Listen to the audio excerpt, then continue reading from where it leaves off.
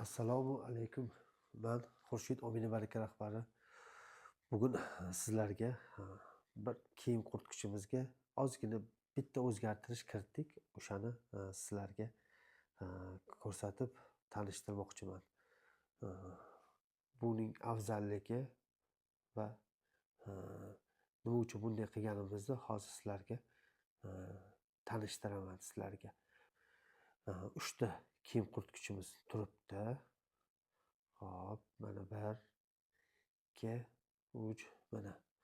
Hop, bularning shu birinchi o'rtadan o'ng tomon turgani bu birinchi hozirdagi sotuvdagi amaldagi kiyim quritgichimiz. Qolgan 2 ta sushilkamiz esa bularga o'zgartirish kiritilgan. Ko'rib turganingizdek, yon qismidagi metal asosiy qismiga gul shakli maxsus texnika yordamida gul shakliga keltirganmiz. Gul tushirmaganmiz, rasmga o'xshab tushirilmagan. Gul shakliga keltirganmiz. Ya'ni oddiy to'rtburchak holatdan gul shakliga keltirganmiz maxsus texnika yordamida. Mana yaqinroq hozir ko'rsataman. Hop. Hop. Mana. Bu tomonlari mana bu oddiy holatdan.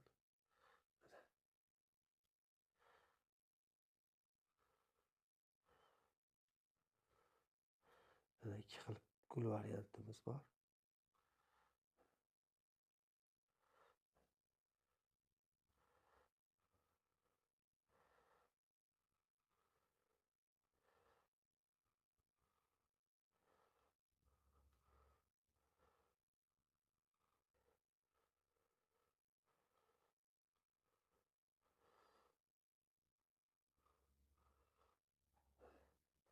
Ko'rib turganingizdek mana yaqinlashtirdik.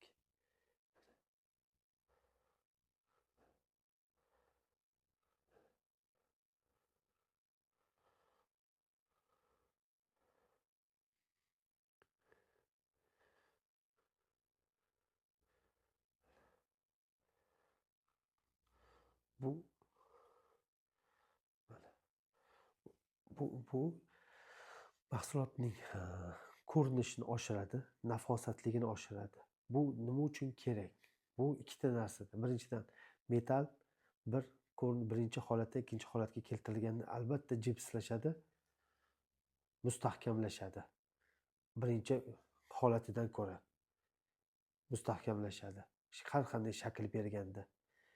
Ikkinchisi mahsulotning ko'rinishini oshiradi.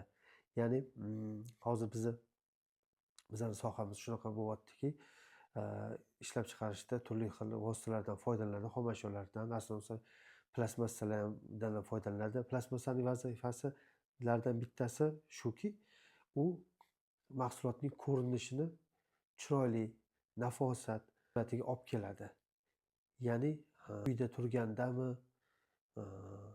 yoki foydalanayotgandami, u plastmassaning ko'rinishi, uyda foydalanmay holatda turganda ham u o'zgacha chiroyli holatda bir nafis bir holatda turadi. Shuning uchun plastmassa sinib ketish ehtimoli yuqori bo'lsa ham shu foydalanuvchilarimiz, asosiy ayollarimiz bo'lgani uchun, ularga shu nozik tab bo'lganligi uchun shu narsaga ko'proq tomoniga e'tibor berishadi.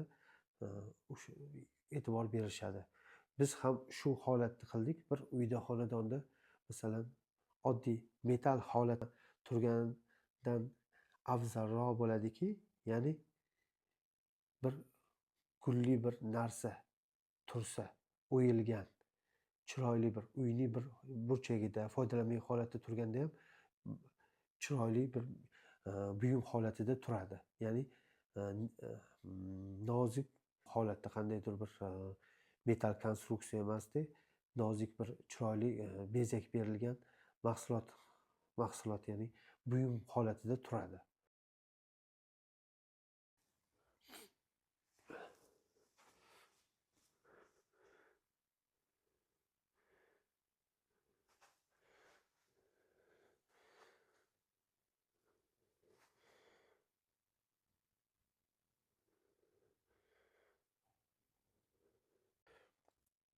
Mana endi sizlarga shuni ochilganda qanday ko'rinishini sekin anaqasini qilamiz.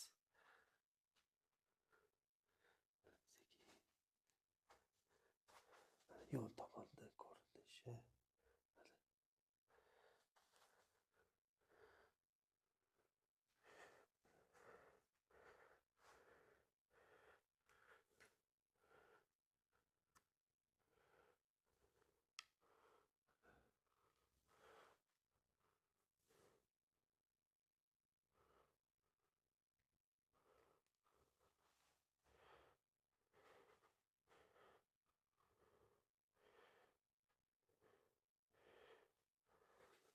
Mana ushlab ko'raman hozir. Maxsus bo'rtib chiqqan mana.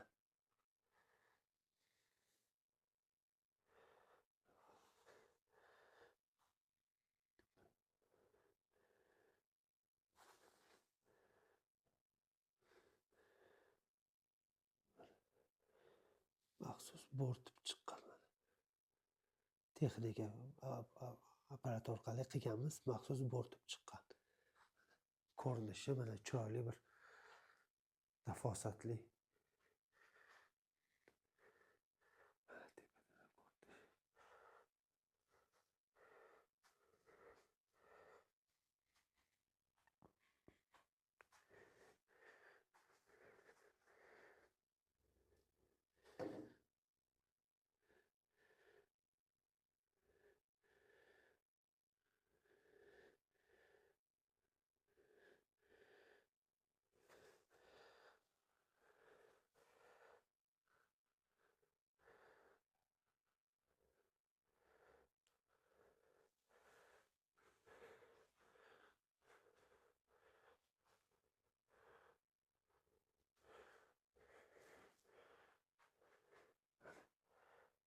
Juda chiroyli.